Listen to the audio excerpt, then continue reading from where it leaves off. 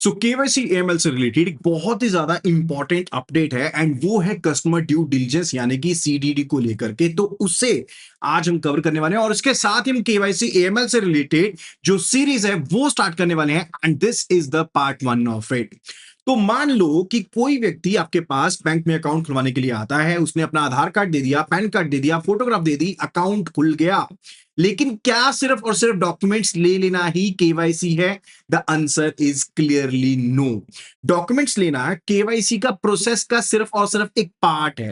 Bank को यह भी समझना पड़ता है कि एक्चुअल में कस्टमर कौन है, अकाउंट किस पर्पस के लिए ओपन कर रहा है और उसमें किस प्रकार की ट्रांजैक्शंस होने वाली हैं, और अकाउंट के पीछे का व्यक्ति किसी और व्यक्ति के द्वारा कंट्रोल तो नहीं किया जा रहा। और इस पूरे के पूरे प्रोसेस को हम कहते हैं कस्टमर ड्यू डिलिजेंस। तो इसके बारे में आज हम जानेंगे इन डिटेल। तो welcome to the learning sessions. मेरा नाम है आशीष जैन और मैं आपके लिए पूरा का पूरा कोर्स लेके आने वाला हूं related to the KYC AML. So customer due diligence का एक बेसिक डेफिनेशन स्ट्रक्चर मैंने आपको बता दिया कि सिर्फ और सिर्फ जो डॉक्यूमेंट्स लेना है वो एक्चुअल में केवाईसी नहीं होता है। आपको मनी ट्रेल को प्रॉपरली समझना पड़ेगा and this is the part 1 of the series. So make sure करना कि अगर आपको केवाईसी एएमएल की कंप्लीट अपडेट चाहिए तो अभी के अभी लिखो अपना कोर्स का नेम यानी कि केवाईसी एएमएल और उसे व्हाट्सएप कर दो टू द नंबर 8360944207 के ऊपर। मैं सारी की सारी डिटेल्स आपको शेयर कर दूंगा और साथ ही साथ जो डेली बेसिस पर अपडेट्स हैं डायरेक्टली आपके व्हाट्सएप के ऊपर आपके पास पहुंचने वाले हैं। So do the needful. अब सीडीडी के ऊपर सबसे पहली चीज आती है कि सीडीडी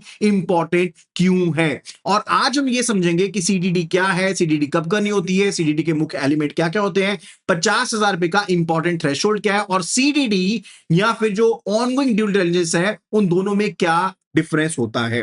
तो सबसे पहले समझते हैं कि सीडीडी इंपॉर्टेंट क्यों है, that why this is actually important. तो इसका मीनिंग समझ लो, उसके बाद ये भी समझ लोगे। सो कस्टमर ड्यू डिलिजेंस का मतलब होता है कि कस्टमर की आइडेंटिटी को वेरीफाई करना, उसके बिजनेस रिलेशनशिप का पर्पस समझना, बेनिफिशियल ऑनर की यानी कि जो एक्चुअल ऑनर है उसकी पहचान करना, not only the legal owner but the actual owner, उसकी पहचान करना और उसके ट्रांजैक्शंस को लगातार मॉनिटर करना। That is the main purpose of the CDD. तो इतना समझ लो कि सिर्फ और सिर्फ कस्टमर ने आधार कार्ड दे दिया, पैन कार्ड दे दिया, इसलिए सीडीडी कंप्लीट नहीं हुआ।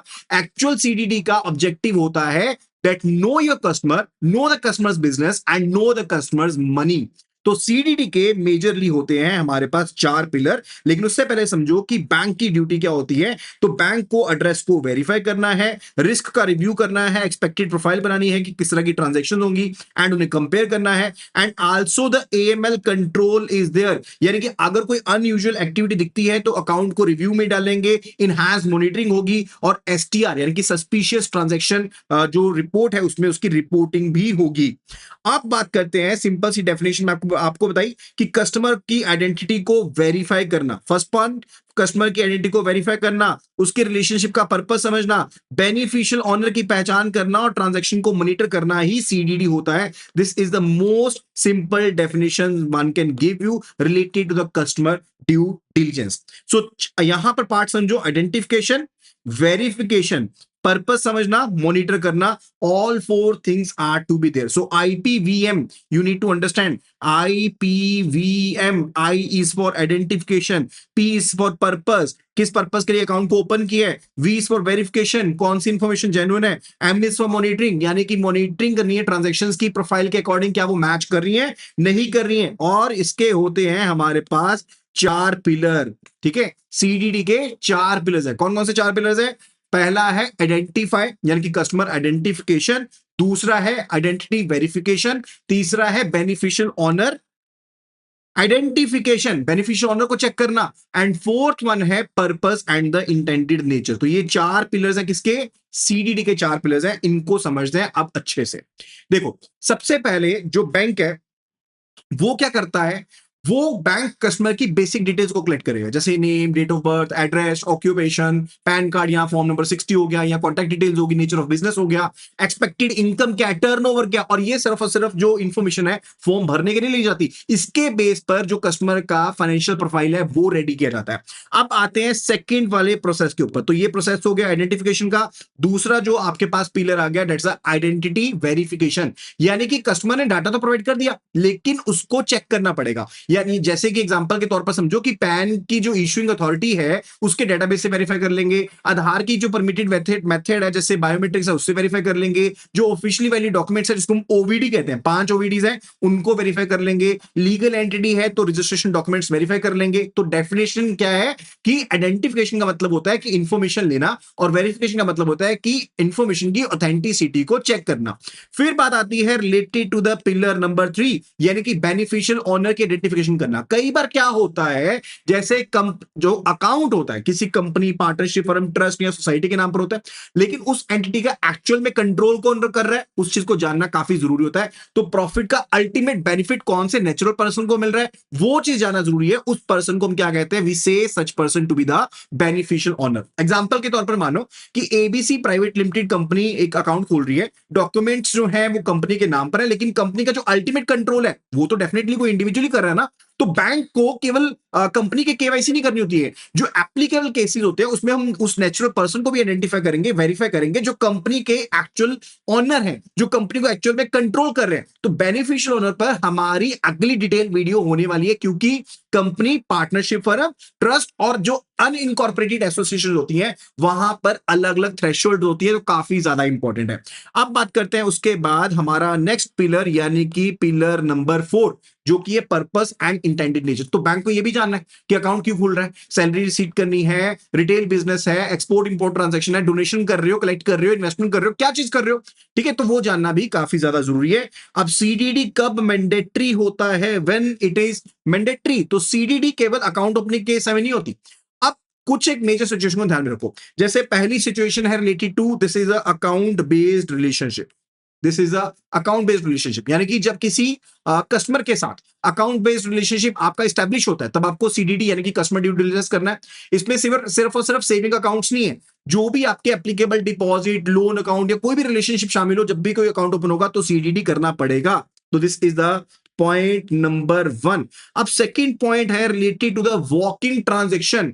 अब वॉकिंग कस्टमर के लिए अगर कोई ट्रांजैक्शन होती है, यानी कि अगर कोई नॉन अकाउंट होल्डर या वॉकिंग कस्टमर ऐसी ट्रांजैक्शन करता है जिसका अमाउंट 50,000 या उससे ज्यादा है, तो वहां पर भी आपके लिए इवन अगर सिंगल ट्रांजैक्शन है या फिर सीरीज ऑफ ट्रांजैक्शन है, तो आपको क्या करना पड़ेगा, सीडीडी यानी कि कस्टमर ड्यू डिलिजेंस करना पड़ेगा। जैसे मान लो कि कस्टमर ने 30,000 की ट्रांजैक्शन की और थोड़ी देर बाद आ गया 25,000 का दूसरा ट्रांजैक्शन करने के लिए कनेक्टेड ट्रांजैक्शन करा, तो टोटल अमाउंट कितना हो गया 55,000 का। तो बैंक सिर्फ और सिर्फ ये नहीं कह सकता कि एक ट्रांजैक्शन तो 50,000 का हुआ नहीं है तो हम सीडीडी करके, नो, आप कनेक्टेड ट्रांजैक्शन का एग्रीगेट जो होता है वो चेक करते हो। फिर आती है सिचुएशन 3 जो मैंने को ऑलरेडी बता दिया कनेक्टेड ट्रांजैक्शन के केस में, and then it is related to the international transfer.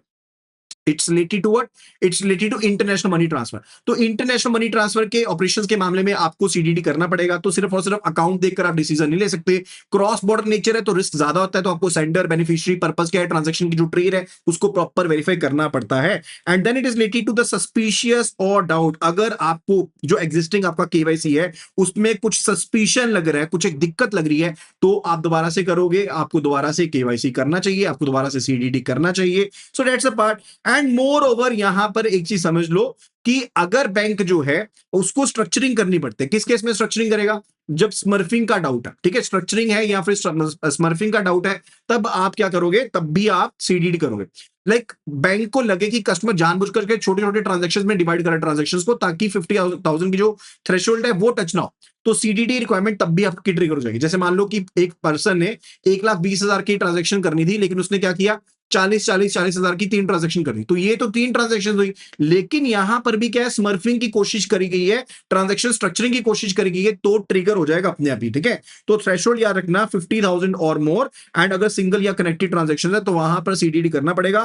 KYC AML से रिलेटेड अगर आपको ये वीडियो पसंद आ रही है तो जल्दी से वीडियो को लाइक कर दो, और ये अपडेटेड केवाईसी गाइडलाइंस के अकॉर्डिंग वीडियो है, तो आपके लिए लेटेस्ट कंटेंट हम लेकर आ रहे हैं। सो मेक श्योर कि चैनल को सब्सक्राइब जरूर कर लेना।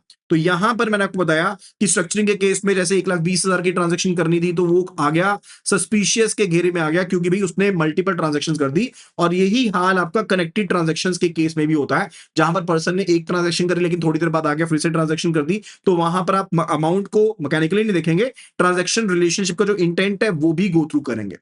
अब बात आती है कि सीडीडी और ऑनगोइंग जो ड्यू डिलिजेंस होती है इन दोनों में क्या डिफरेंस होता है। देखो ये काफी ज्यादा इंपॉर्टेंट कंसेप्ट है और एग्जाम में भी काफी ज्यादा इसमें से क्वेश्चन पूछे जाने के चांसेस होते हैं। अब सीडीडी कस्टमर को एक शुरुआत में आप पहचानते हो, उसको वेरीफाई करते हो, वो सीडीडी हो गया, ठीक है। लेकिन जो आपके पास दूसरा कंसेप्ट है, ये ऑनगोइंग ड्यू डिलिजेंस का कंसेप्ट है। अकाउंट खुलने के बाद कस्टमर ट्रांजैक्शन करेगा तो आपको कंटिन्यूसली उसको मॉनिटर करना होता है। यानी कि इसका पर्पस क्या होता है ऑनगोइंग ड्यू डिलिजेंस का, कि आपको ट्रांजैक्शंस को मॉनिटर करना है कस्टमर के प्रोफाइल के अकॉर्डिंग नहीं, आपको डिक्लेयर बिजनेस से मैच करते हो, आपने जो डिक्लेयर किया उसको अकॉर्डिंग देखोगे, जो सोर्सेज ऑफ फंड्स है वो रीजनेबल है या नहीं है वो देखोगे, कोई अनयूजुअल पैटर्न तो नहीं दिख रहा, मनी लॉन्ड्रिंग या फिर टेररिस्ट फाइनेंसिंग का रिस्क तो नहीं है, इन सभी चीजों को चेक करोगे। इसलिए केवाईसी का बेसिकली ये जो इवेंट है ये वन टाइम एक्टिविटी नहीं है, this is a ongoing process, ये ऑनगोइंग प्रोसेस है, ठीक है। फिर बात आती है कि भाई आपको ये बेनिफिशियल ओनर को जानना क्यों जरूरी होता है, why the basically beneficial owner is जरूरी, क्योंकि मैंने आपको बताया था कि अलग अलग थ्रेशोल्ड होती है, तो इसके बारे में हम अगली वीडियो कवर भी करेंगे। कंपनी के लिए थ्रेशोल्ड अलग होती है, फर्म के लिए अलग है, ट्रस्ट सोसाइटी के लिए अलग है। तो जब आपके अकाउंट जो होते हैं वो कंपनी फर्म या ट्रस्ट के नाम पर होते हैं तो कंट्रोल किसी नेचुरल पर्सन के ऊपर होगा, तो उसको जानना जरूरी होता है, ठीक है। Now the point is related to कि third party CD reliance allowed है, रिस्पॉन्सिबिलिटी जो है वो किसके पास रहेगी उसको जानना भी जरूरी है। अब क्या आप सीडीडी को आउटसोर्स करवा सकते हो? देखो सीडीडी के केस में हमारे पास जो रिस्क कैटेगरी है वो तो होती है, जैसे लो रिस्क है, मीडियम रिस्क है, हाई रिस्क है, ठीक है। तो सीडीडी की इंफॉर्मेशन जो है वो आपके पास पहली बात तो साथ के साथ अवेलेबल होनी चाहिए। अब आइडेंटिफिकेशन डॉक्यूमेंट जो है वो आपके बिना डिले के आप ऑब्टेन कर पाओ, ये भी जरूरी होता है। एंड थर्ड पार्टी जो है जो ये आपको आउटसोर्स कर रही है आपके बिहाफ पर, लेट्स से एबीसी बैंक है, उसने थर्ड पार्टी को ले लिया जो सीडीडी को कर रही है उसके बिहाफ के ऊपर, तो ये थर्ड पार्टी भी जो है वो भी रेगुलेटेड होनी चाहिए, वो भी सुपरवाइज्ड होनी चाहिए। और साथ के साथ अल्टीमेट रिस्पॉन्सिबिलिटी किसकी रहेगी? अल्टीमेट रिस्पॉन्सिबिलिटी तो फिर भी इसी बैंक की रहने वाली है। ये नहीं है किसने आउटसोर्स करवा दिया तो इसकी रिस्पॉन्सिबिलिटी नहीं है, भाई रिस्पॉन्सिबिलिटी तो फिर भी इसी की रहने वाली है। और फर्दर आपकी जो थर्ड पार्टी है किसी हाई रिस्क जुरिस्डिक्शन में ना हो, so this is related to third party point, ठीक है।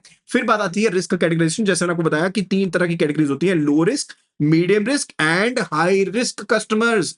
अब रिस्क कैटेगराइजेशन के लिए अगर ध्यान से समझने की कोशिश करो, कई फैक्टर्स होते हैं। आप कस्टमर की आइडेंटिटी देखते हो, जैसे मान लो अगर कोई पॉलिटिकली एक्सपोज पर्सन है तो रिस्क ज्यादा होगा। नेचर ऑफ ऑक्यूपेशन के ऊपर डिपेंड करता है, फाइनेंशियल स्टेटस के ऊपर डिपेंड करता है, आप कौन सी सर्विस यूज कर रहे हो। जैसे मान लो क्रॉस बॉर्डर वायर ट्रांजेक्शन यानी कि सीबीडब्ल्यू का यूज कर रहे हो तो डेफिनेटली वो हाई रिस्क प्रोडक्ट है। डिलीवरी चैनल कौन सा यूज कर रहे हो, कैश वायर यूज कर रहे हो, फोरेक्स ट्रांजेक्शन कर रहे हो, एक्सपेक्टेड या एक्चुअल ट्रांजेक्शन का पैटर्न क्या है, तो वो चीजें होती हैं कि हाई रिस्क हो सकता है कस्टमर या प्रोडक्ट आपका हाई रिस्क हो सकता है। लेकिन हाई रिस्क कस्टमर का मतलब नहीं है कि वो पर्सन क्रिमिनल है। इसका मतलब सिर्फ और सिर्फ ये होता है कि कस्टमर पर ज्यादा इंटेंसिव एंड एक्सटेंसिव मॉनिटरिंग करने की जरूरत है, डेट्स इट, बस इतना सा मतलब होता है। फिर बात आती है पीरियोडिक अपडेशन से रिलेटेड। पीरियोडिकली आपको केवाईसी को अपडेट करना पड़ेगा। जहां पर हाई रिस्क कस्टमर है कम से कम 2 साल में एक बार आपको केवाईसी अपडेट करना पड़ेगा। जहां पर मीडियम रिस्क कस्टमर है 8 साल में कम से कम एक बार करना पड़ेगा। और जहां पर लो रिस्क कस्टमर है वहां पर 10 साल में कम से कम आपको एक बार जो केवाईसी डॉक्यूमेंट्स है उनको अपडेट करना पड़ेगा। लेकिन जहां पर आपको सस्पिशन लगता है और लेट्स से कोई मटेरियल चेंज हो गया, कुछ ऐसी चीज चेंज हो गई जिसके साथ कैटेगराइजेशन चेंज हो गई, तो लो रिस्क कस्टमर के केस में भी आप 10 साल से पहले चेकिंग कर सकते हो। इट्स नॉट द केस कि आप 10 साल तक बिल्कुल आप टेंशन ही नहीं लोगे, ऐसा कुछ भी नहीं है, आपको ध्यान देना पड़ेगा। अब समझो एक प्रैक्टिकल केस स्टडी। एक कस्टमर अकाउंट ओपनिंग फॉर्म भरता है और उसमें बताता है कि ऑक्यूपेशन जो है वो एक स्मॉल शॉपकीपर है और उसकी एनुअल टर्नओवर जो है वो 8 लाख रुपए की है। एक्सपेक्टेड जो कैश डिपॉजिट वो हर महीने करेगा 50,000 रुपए का करने वाला है। अकाउंट खुलने के बाद ही, जस्ट अकाउंट खुलने के बाद ही 3 महीने के अंदर अंदर ही वो क्या करता है, मल्टीपल सिटी से कैश डिपॉजिट होने लग जाते हैं। महीने के क्रेडिट उसके 25 लाख तक पहुंच जाते हैं और अमाउंट जो है साथ के साथ दूसरे अकाउंट्स में ट्रांसफर, यानी कि मल्टीपल स्टेट से पैसा आया और दूसरे अकाउंट्स में भैया वो पैसा जो है वो ट्रांसफर होना स्टार्ट हो गया। तो कस्टमर जो है सेटिस्फैक्टरी एक्सप्लेनेशन भी नहीं दे पा रहा इस चीज से रिलेटेड, तो क्या वो सस्पिशियस ट्रांजैक्शन है? तो केवाईसी कंप्लीट कर ली तो क्या आपका रिस्क खत्म हो गया? नहीं, बैंक को कस्टमर की प्रोफाइल को रिव्यू भी करना होगा, सोर्सेज ऑफ फंड्स भी देखने होंगे, रिस्क कैटेगरी रीअसेस करनी होगी, इनहैंस्ड मॉनिटरिंग भी करनी होगी और सस्पिशियस ट्रांजैक्शन रिपोर्ट में अगर रिपोर्टिंग करनी है within 7 days, that is also to be reported. ध्यान से समझना। अब ये कुछ एक चीजें हैं जिनको समझना जरूरी है, जहां पर हम फंस जाते हैं। दीज आर द ट्रैप्स जो एग्जाम में दिक्कतें आती हैं। पहली चीज, सीडीडी सिर्फ और सिर्फ अकाउंट ओपनिंग के टाइम पर नहीं होती, गलत है। सीडीडी जो है 50,000 का थ्रेशोल्ड सिर्फ सिंगल ट्रांजैक्शन पर होता है, गलत है। आप मल्टीपल कनेक्टेड ट्रांजैक्शंस को देखते हो। डॉक्यूमेंट कंप्लीट है तो मॉनिटरिंग की जरूरत नहीं है, गलत है। थर्ड पार्टी सीडीडी से बैंक की रिस्पॉन्सिबिलिटी खत्म हो जाती है, ये भी गलत है। Ultimate responsibilities with the bank, ध्यान रखना। अल्टीमेट रिस्पॉन्सिबल कौन रहेगा? द अल्टीमेट रिस्पॉन्सिबिलिटी, वो तो रिस्पॉन्सिबिलिटी जो है वो हमेशा और हमेशा बैंक की ही रहने वाली है। और हाई रिस्क कस्टमर हमेशा प्रोहिबिटेड है, नॉट द केस, गलत है। तो ये सब चीजें हमने कवर करी हैं आज की वीडियो में, तो फटाफट से कर लेते हैं अब रिवीजन। तो सीडीडी का मतलब है कि कस्टमर को आइडेंटिफाई करना, वेरीफाई करना, बेनिफिशियल ओनर को आइडेंटिफाई करना। बीओ मतलब कि बेनिफिशियल ओनर, ठीक है। और पर्पस समझना, ट्रांजैक्शंस को मॉनिटर करना, ये मतलब होता है। वॉक इन या ओकेजनल ट्रांजैक्शंस के केस में 50,000 इससे ज्यादा हो गया तो सीडीडी करना पड़ेगा। पीरियोडिक केवाईसी अपडेशन के लिए हाई रिस्क के लिए 2 साल, मीडियम रिस्क के लिए 8 साल और लो रिस्क के लिए 10 साल का टाइम पीरियड है। और इंपॉर्टेंट थिंग, केवाईसी सिर्फ और सिर्फ डॉक्यूमेंट कलेक्ट करने की एक्सरसाइज नहीं है, ये कंटिन्यूअस रिस्क मैनेजमेंट प्रोसेस है। और अगली वीडियो में हम क्या करने वाले हैं इस चीज को भी समझ लो, क्योंकि ये सीरीज बहुत ज्यादा इंपॉर्टेंट है। तो ध्यान रखना कि इनहैंस ड्यू डिलिजेंस यानी कि ईडीडी कब शुरू होता है, नॉर्मल सीडीडी से कैसे डिफरेंट है। तो अगर आप केवाईसी, एएमएल, टीआईआरएम, सीसीपीआर और किसी सर्टिफिकेशन कोर्स की तैयारी कर रहे हो ना, तो मेक श्योर कि हमारी वीडियोस को डेली बेसिस पर गो थ्रू करना स्टार्ट कर दो। चैनल को अभी के अभी सब्सक्राइब कर लो, आपके लिए बहुत ज्यादा अच्छा कंटेंट जो हम लेकर आने वाले हैं। और अगर आपको किसी कोर्स की डिटेल चाहिए तो या अपडेट चाहिए डेली बेसिस के ऊपर, तो सिंपली लिखो अपना कोर्स का नेम और उसे व्हाट्सएप कर दो टू द नंबर 8360944207 के ऊपर। ये नंबर स्क्रीन के ऊपर आपके सामने है, 8360944207 के ऊपर। तो अगर आप केवाईसी एएमएल की तैयारी कर रहे हो और ऐसे ही आपको लेटेस्ट अपडेट चाहिए तो केवाईसी एएमएल लिखो और व्हाट्सएप कर दो इस नंबर के ऊपर, ठीक है। तो मिलते हैं अगली वीडियो में। थैंक यू सो मच और see you again in the next video. Happy learning.